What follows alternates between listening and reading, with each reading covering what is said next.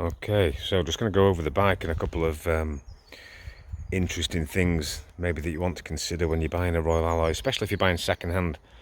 So this is the 125 GT125. It's a plastic bodied scooter, so all the paneling is plastic. And I was lucky, right? I got lucky because this scooter came with like an upgraded seat. You can see here it's kind of sparkly, and that's a custom seat. And what else did it come with? It came with these aftermarket mirrors, these chrome mirrors, which are really nice. Okay, and it also came with the fly screen, right? So this kind of mod style 60s style fly screen. Now because it's a plastic panel scooter, there's a lot of things that you'll see online, and people, oh, it came with the front rack as well, right? It came with the front rack, so I got quite a few goodies thrown in. Now the front rack, there's a lot of people online saying that they fixed the front rack to the plastic panels and it's cracked, maybe the plastic panels here or down here where the rack attaches, and I think that's probably because either they've overloaded the front rack or because maybe they've over tightened it. I don't know whether it's possible to over tighten it, but I'm guessing if you put lots of lights and mirrors on here, it's going to weigh it down. This is actually quite loose, so it moves a little bit, right? When we go over bumps and things, it has a little bit of slack in it and it moves, and I think that's a big thing in terms of keeping those front leg shields crack free. Okay, so that's something you want to consider. So it will take the rack on the plastic panels, but you just need to be careful with what you put on there. Okay, and this scooter's done 4,000 miles, right? It's done 4,000 miles. It's been absolutely well maintained, and it's not had any cracks or any issues there. Okay, so as long as you don't over tighten, I think you're going to be okay. So what else about this scooter, right? Let's have a look. It's got the standard exhaust on. A lot of people upgrade the exhaust to you know, one that sounds maybe better, or you know, tune the scooter up to try and get a couple of miles per hour faster. But I've just kept the standard exhaust on there. It seems fine. It's a little bit rusty on the inside there on the pipe, but the guard there is nice and shiny.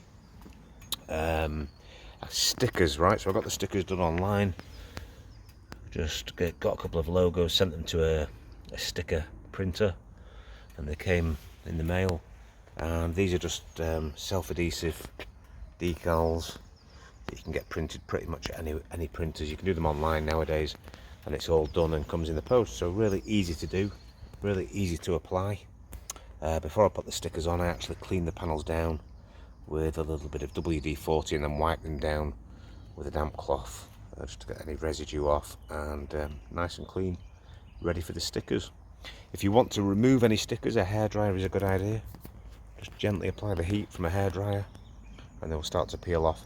And here we've got the Ocean Colour Scene Travellers Tune single sticker box decal. So I'm going to put a couple of links maybe in the description of where you can get this stuff made if you're in the UK. That was done by a business called Street Sign UK, and he'll do any picture for you on your toolbox cover. He's got all the dimensions, so really helpful. With this model being the 2019 model, right? So a lot of these early GT125s, they had issues with the head unit and the speedo here. So if yours has got a round one, if it's an early Royal Alloy GT125, you've got the round speedo. Now a lot of them had issues. They weren't recording the correct mileage. Problems with a sensor or something to do with the sensor, I'm not quite sure, and Royal Alloy are aware of the issue. Okay, now this scooter's done 4,000 miles. It's not had a problem at all. Okay, turn that on and you'll see. So since I've got it, I've already done like 240 miles just tootling around. But yeah, the previous owner had no issues with this. So if you are buying second hand and you're going for one of these with the round head unit here, the round speedo odometer, then don't be too concerned, because they're not all faulty, right? Maybe you're unlucky you got one of the faulty ones. This is one of the good ones, and I've no reason to believe it's going to fail. Sometimes it does get a little condensation inside here, but not very much. Okay, on damp days.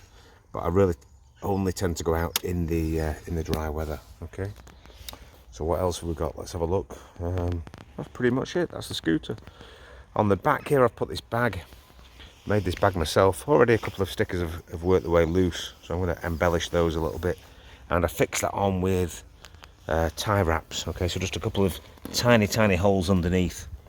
Don't know whether you can see that, but I've just put tie wraps under there to hold the bag onto the back rack. The back rack comes as standard from Royal Alloy, so it's all good, comes with it. And yeah, really pleased with it so far. Under the L plate there, you can see we've got the kind of blue and white two-tone mud flat, which is pretty cool. And how are we going to get rid of those L plates? We've got to upgrade from the CBT to a bike test, which I'll be doing in due course, and I'm going to keep that. I'll do a video all about that. Okay, so any questions, put them in the comments below. L plate on the front there, I've put it inside the rack. You can see the rack folds down, so that's like a foldable rack. And again, if you've got one of these racks, I wouldn't go overloading it with luggage, heavy luggage, because that's probably going to crack your panels. And you can see there I've put a little target ringer sticker in there. Right, that's cool. So that's just tie wrapped on as well. Now a lot of people cut the L plates down, they cut them and they stick them on the front panel. That is illegal, so you will get pulled off the police for that potentially, and potentially get 6 points or £1,000 fine in the UK. So I'm playing it safe. I've got it on the front, and at the end of the day the L plate is there to warn other drivers that you are inexperienced. And I'm a brand new rider, so before I did my CBT I'd never been on a scooter, never been on two wheels other than a push bike. So good idea to have your L plates nice and prominent. You might think it's not cool, but you know, safety is the thing that we need to think about. All right, hope you enjoyed the video, guys. Comment below, and any questions, stick them in the comments, and I'll speak to you soon.